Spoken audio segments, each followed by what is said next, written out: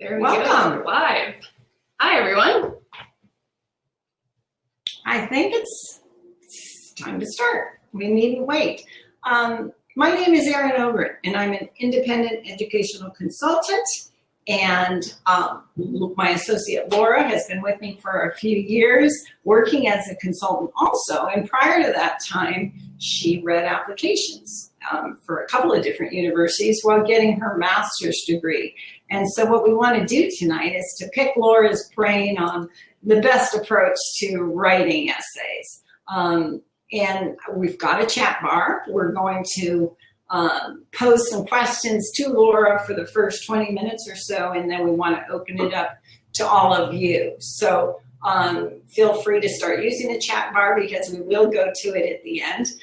In my earlier presentation this evening about the overall application, I talked about the importance of being clear about what your message is and weaving that message throughout the application.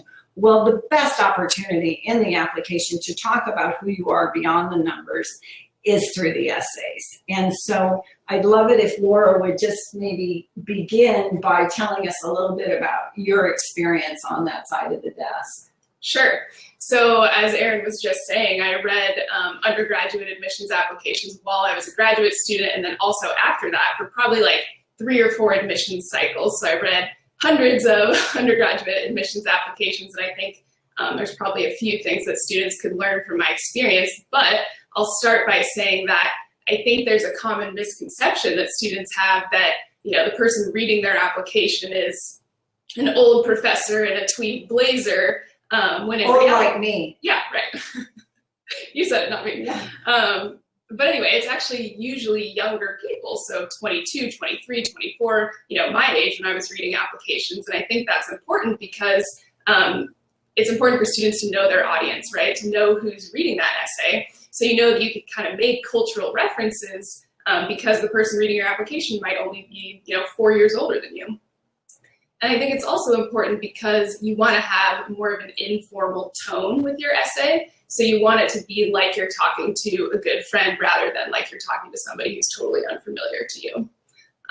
The other thing I would say is that if you put yourself in the shoes of an admissions officer, they are reading applications 8+ hours a day for months and months on end. So you can imagine that might get old. You might have your eyes start to glaze over, right? Like you get tired reading all of those applications and essays. And so what you want to try to do is make your application, make your essay jump out of the stack, if you will. And, you don't have to have done some crazy, amazing accomplishment to do that. You don't have to have cured cancer or won a national debate award or whatever it might be. I think we find in our work with students that it's often the simplest little anecdotes or stories or personality quirks that make for really powerful, compelling essays that tell the reader, who you are and what you care about, because that's the ultimate goal of the college essay. Right. And sometimes it backfires, I think. Talk a little bit about when they try too hard to impress. Right. So I know a lot of students will have their Thesaurus.com open while they're trying to write. And I think that's a mistake. I think you want to use, the words that you're comfortable with, that you would naturally use in speaking or in writing, because it's very apparent when you're trying to impress them with some big word that you don't usually use. And they're looking for, your genuine voice and, your real personality. So I don't think you need to do that. And actually, I think it's a bad thing to do that, as you said. And do you think that they should use first person for the most part? Is that Yes. most effective? This is important. Yeah. So it's called a personal statement for a reason, right? It's personal to you. So you want to use I phrases. I care about, I value, I'm interested in, I'm concerned about, all of those types of phrases. It's not like an English class essay where you're talking about Shakespeare and you have to say one might think this, right? You can say, I believe X, Y, Z. Because as I said in my presentation, they're interested in who you are and what you care about. They want to hear about your concerns and your character and your strengths. So that's much more powerful if you're using strong I statements and speak to them about the importance of, not making grand statements, but showing. Right, right. Okay, this is another thing that's key. So you want to focus on showing versus telling. So let's say you've decided that your theme that you want to communicate in your essay is that you're a person that acts with integrity, right? That's the theme we're going with. So rather than saying, I'm a person that acts with integrity, you're going to think of some examples that show you acting with integrity. Maybe, it was a time when you were in a difficult situation, but you made the hard choice because it was the right choice rather than, the easy choice to cheat on a test or whatever it might be. You want to come up with some, maybe it's one, maybe it's a few examples that show you acting with integrity, because that's much more credible than just saying, I act with integrity. So you want to focus on showing rather than telling, for sure. That's a good point. Right. If you're concerned about the environment, put us in the moment. Show us. Right. Show us about how the beach cleanup and planting trees. And, right, exactly, yeah. Maybe we should talk a little bit about just more of the mechanics of how to get started, brainstorming, coming up with the topics. Sure, yeah. So I think everybody kind of has a different approach to writing that works for them, and some people want to outline, some people want to jump in and start writing, some people want to do bullet points. I think the most effective way to approach it is to take a step back and think, what is it that I'm trying to say? What am I trying to communicate to the admissions reader about myself? And then you can step back and think about what examples you have to show you, in those traits or doing those things. So I think because all of the prompts, they're so broad, right, that they all, they'll ask about leadership, they'll ask about creativity, or your biggest challenge, right. That one. I love that one, yeah. So there is a prompt in the Common Application and actually on the UC application that we like to call it the failure essay, where it asks, tell us about a time when you faced a challenge or an obstacle and how you overcame that and showed resiliency. And I think sometimes students feel that they need to write their essay about their most impressive accomplishment that they've achieved, when in reality, I think that's very common, and it's refreshing for admissions people to read about the time when, you failed or things didn't go as planned and how you bounced back from that, because everybody's going to face, challenges in college, and they want to know that you're resilient. And the other thing I would say about that is, we haven't touched on this, but there's an activity section in most of these applications. And so all of your activities and your accomplishments will be listed in that activities section. And so you don't need to restate that in your main essay. In fact, you shouldn't restate that in your main essay. You want to see the essay as an opportunity to bring something new to the table that the admissions people might not already know about you. Yeah, it's redundant to be talking about the same activities they've already heard about in the activities section. And sometimes maybe one of those is very, very important to you. Right. You want to use your main essay to elaborate on it. Dive deep. You can often count on them being asked at some point about that extracurricular that really matters to you in a supplemental question. And we should probably back up and talk about the different types of questions they'll be asked about. Right. So there's a main essay on the Common Application, which Erin talked about in her previous presentation, but the Common Application is an application that is used by over, I think it's around 800 colleges in the country and even some outside of the country. And so basically it streamlines your efforts because you fill out one application and you can send it to all these different schools. And that's true of the coalition application as well. Totally, it's an alternative to the Common App, So there's a main essay on the coalition or the Common Application, and on the Common App, it's 650 words, which is roughly one page, single spaced, and you have 7 prompts to work with. Erin alluded to this earlier. You choose one prompt out of 7, and the last prompt is to write an essay on the topic of your choice. So you can literally write about anything you want, which kind of reinforces, I guess, our point that you want to think about what you want to say first, and then figure out how to tuck it into one of those prompts, because you have that write about anything you want prompt. Right. The message is what's most important, and then you can decide later what prompt is the best vehicle to get that message across. Right. So that's that main essay. Right. And then in the Common Application and the Coalition Application, not always, but often, there are what we call supplemental essays, and those are school-specific essays. So that main essay is going to all the schools, and then each school has, well, not every school, but most schools have their own school-specific essays. And so those are usually smaller in terms of word count. They're not quite as long often, but they're equally as important. And that's what admissions people tell us over and over again, is that those supplemental essays are key, because the effort that you put into those supplemental essays kind of reflects your interest in that particular school. So you want to show them that you've done your research, you've done your homework, you want to show them some love and tell them that you know something about their school and that, you really have a reason for being on their campus. How would you approach if you were applying to NYU or LMU Sure. and they asked, why NYU? This is a common supplemental essay topic. We call it a why us essay, so like a why NYU, why LMU. So for NYU, what you don't want to say is, I want to apply to NYU because, I want to make Manhattan my playground and I love New York City and I've always wanted to go to school on the East Coast. Because that doesn't tell them that you know anything about NYU itself, right? There's plenty of schools in New York, plenty of schools on the East Coast. So you want to convince them that you need to be on NYU specifically, not, Fordham or Pace. So I think the way that you would want to approach that is to dig into NYU and find those school-specific research opportunities or clubs or programs. Like, for example, NYU has like a unique dual degree program where you can get a BS in business and a BFA in film at the same time. So for a student that's interested in the business of film, that's a really unique opportunity that not many schools offer, and it's a reason they need to be at NYU.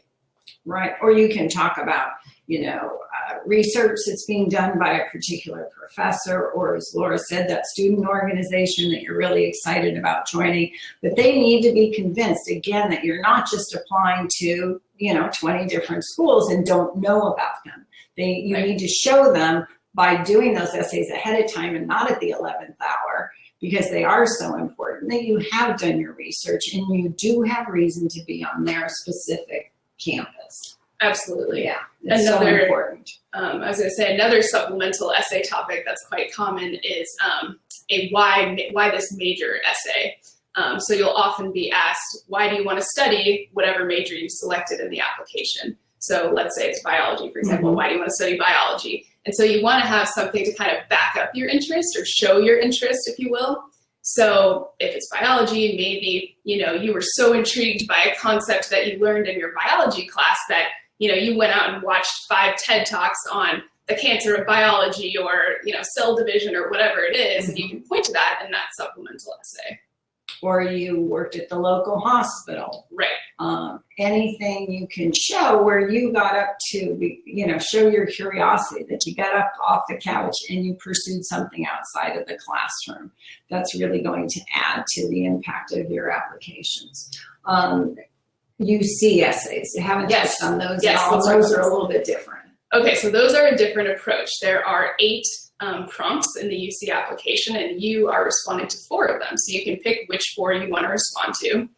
They're 350 words max, so they're much shorter than that main Common App essay. And the approach is different. So Aaron and I are always surprised by this, but the UC people are so transparent in that they say, we're not looking at the quality of your writing. Whereas on the Common App, they are, and you can start in the moment in a narrative and grab the reader and bring them in. Use a metaphor. Totally, use some creative writing. Language. Right. For the UCs, they're not looking for quality of writing. They're really looking for context on your activities or your accomplishments or, any obstacles or barriers that you faced. And so you can approach it more like an interview where you're giving them the facts, you're giving them the context, because that's what they're looking for. Rather than just stating that you were, that you love to act, for example, you want to give that some context. You want to tell them that meant that you were performing at the local community theater and you were, rehearsing with adults until 11 o'clock every night and then had to go home and do your homework, and that taught you a lot about having to get organized and priorities. That's the kind of context they want to see. If you were on the swim team, did that mean you got up at 5 or 6 o'clock in the morning to go swim before you went to school? Or if you're in the band, what did that look like, going to 0 period?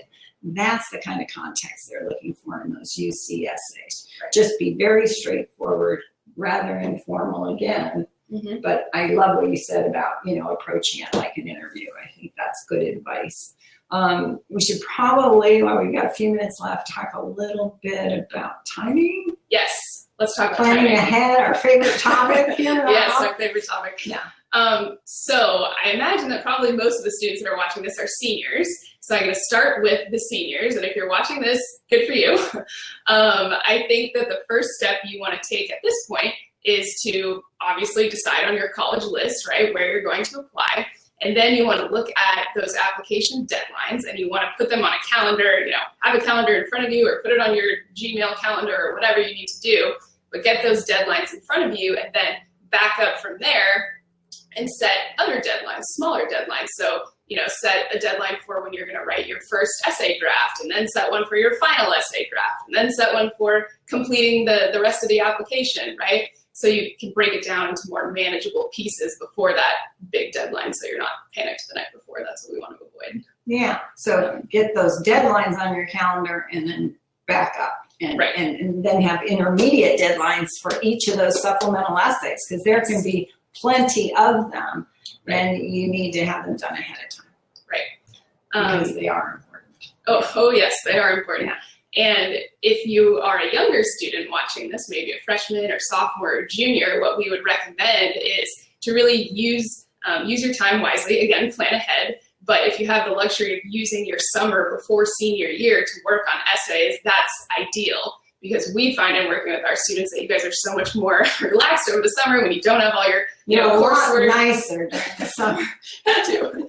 Yeah. You're just so well rested and you're not stressed and worried about all of your coursework the way you are in the fall. Right. So it's, time for you to reflect on your high school experience, think about college, and really, dig deeply and think about what you want to say in these essays, and you're much more equipped to do that during the summer. So we try to work with our students to get the main Common App essay done, and also the 4 UC essays done over the summer if you're applying to UCs. And I think that sets you up for success in the fall, because then you can just focus on those supplemental essays. And again, we don't leave those till the night before, but we chip away at those over the fall. So I think big picture, you just want to use your time wisely and really hit the ground running in the summer before your senior year, certainly. I think, it looks like we need to start opening it up to questions, but I would like to end with a quote that we saw recently from one of the deans over at UVA back east, Macy Lennox. And what she said, which I think is just a nice note to end on, is that the best essays are the ones where we don't just want to admit the student, we want to take them out for coffee once they're here. We're not admitting academic machines. We're admitting classmates and roommates and kids who will make thoughtful contributions to our campus community. And I think that's the gist of it. That sums up well, I think, what it is that they're looking for. So that's the quick version of how this was kind of a higher level overview of the process. You can Google easily Common App essays and you'll see the 7 prompts. You'll see that one is topic of choice. You can Google the UC essays and see what those 8 options are. Again, you can basically write about anything. So we'll leave the mechanics of that to you, but we thought tonight what we wanted to do was to just give you more of a talk about the best overall approach. And I hope that we've done that, and that you'll sit back and do some reflection and think seriously about what it is you want to say and who you are and what's important to you before you even start writing. So let's take a look. Do we have any questions here that need to be answered? Yes. My poor tired eyes. Laura, you're younger. What is it? So let's see. Did you speak to the weight of the essay as relative to other elements of the application? Okay, so that's a good question. Yeah, especially now. Especially now, given that so many schools have gone test optional, or in the case of the CSUs, they've gone test blind, although the CSU application doesn't have any essays, so there's no writing on that one. But for schools that are not looking at your test scores, we think the essays are paramount, especially this year. And next year for the foreseeable future. That if they can't, use test scores to make decisions, they're going to have to go to all of the other things that I talked about in my earlier presentation, the teacher recommendations, the classes you take in the extracurriculars, all of that. But the best place to speak to what you care about is through these essays. And I think they're going to be looking at them very carefully this year.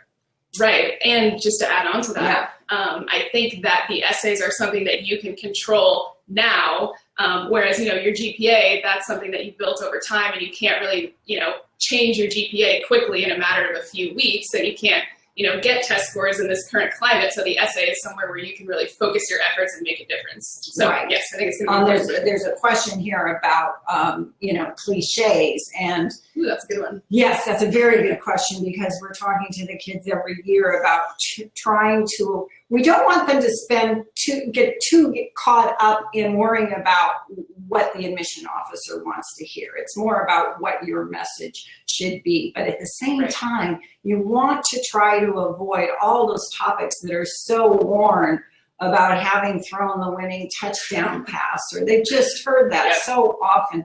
So the more personal the topic is to you, the less likely it is to be cliche. We've had students write about skipping stones across the top of the surface of water and how they absolutely love that. You have a few favorites. Tell them about small hands. I have many favorites. So we had one student write about how she had small hands, and her friends kind of like teased her for having small hands, but then she got into how she loved her hands because she was able to accomplish these wonderful things like, teaching a younger student to swim and doing a research project through FFA. So that was kind of a cool concept. Another one of my favorites was a girl wrote about being afraid of knocking on doors because it made her feel vulnerable, and how she kind of overcame that and how that transcended into other parts of her life. So that was another good one. I had one years ago. He went to an Ivy League university where he was very accomplished. He'd done Harvard Model Congress and mock trial and all those sorts of things. And he was used to speaking and comfortable with speaking in front of thousands of people.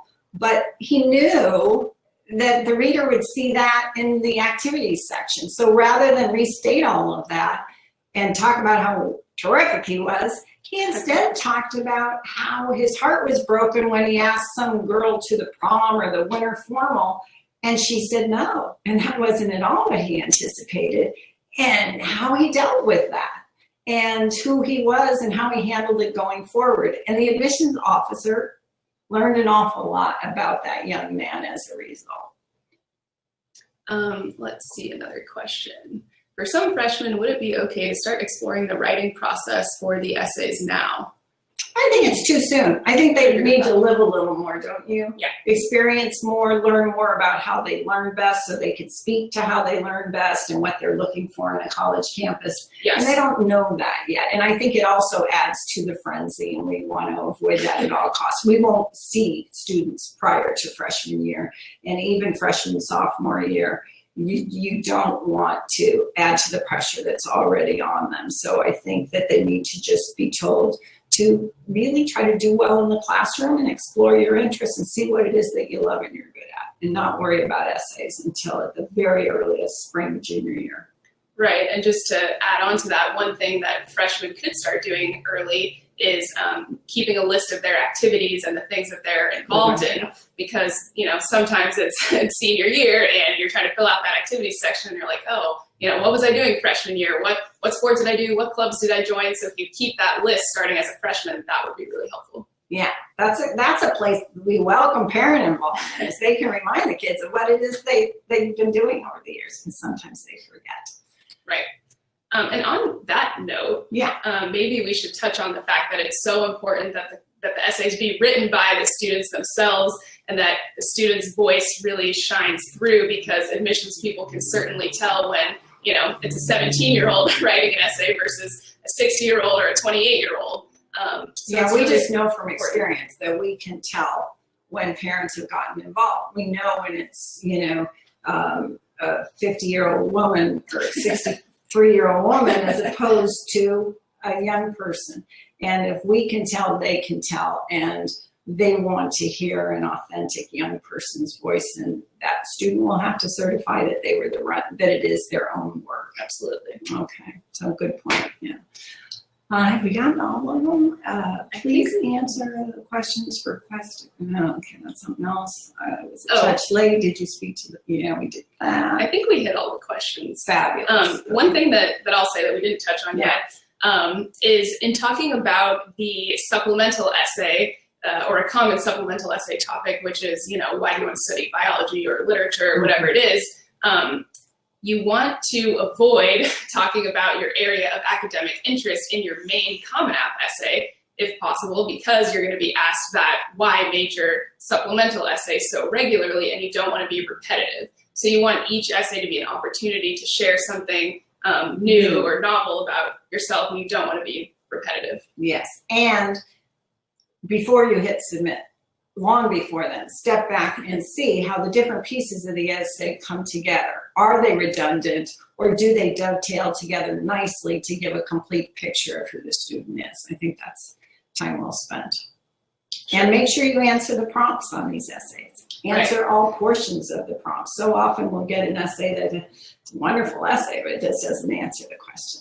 Right, and another hot tip on essays, a lot of schools have optional supplemental essays, right? If you're a senior, you've logged into the Common App, you've probably seen that, a lot of those essays are optional. However, from our perspective, they're really not optional, because as we talked about earlier, those supplemental essays are so important to the admissions people, and that's how they're getting a sense of, your interest in the school. So it's really important that you spend time working on those essays, even if they say they're optional. Right. Not at all. Not at all, really. Yeah. Let's see. I think that probably did it, didn't it? We have one more question. Should we write essay for scholarships similarly to essay for the universities? Meaning, should you use the same approach? Yeah, I think that depends on you want to give them whatever it is they're asking for, and that can vary dramatically from scholarship to scholarship. And usually they're quite specific about what they want in their response. So it is different, and I think it's all the more important to pay attention to the prompt when you're addressing those scholarship essays. And most of you, the high schools do a great job of pulling together the local scholarships, and they usually have done that by December, and then you have until February to get that package pulled together and get those local scholarships submitted, because they do add up. They're basically, real quickly, 3 sources of money. The universities themselves, that's where we see most of our students getting money from, and that's the big money. So create a college list that makes sense with schools that are generous on it. And then there are the local scholarships, smaller denominations, and they're not renewable from year to year, but they sure add up, and they shouldn't be ignored, because it's likely you may well get one. And then thirdly, you have the big websites like FastWeb or Merit-Aid, where you go and you learn about the Pepsi-Cola and the Gates and the Michael Dell scholarships. Okay, so a variety of good resources to use to pay for all of this. Okay, thank you all so much. It was a pleasure, and we hope you have a good evening. Thank you. Hang in there, it's all going to be just fine. Bye.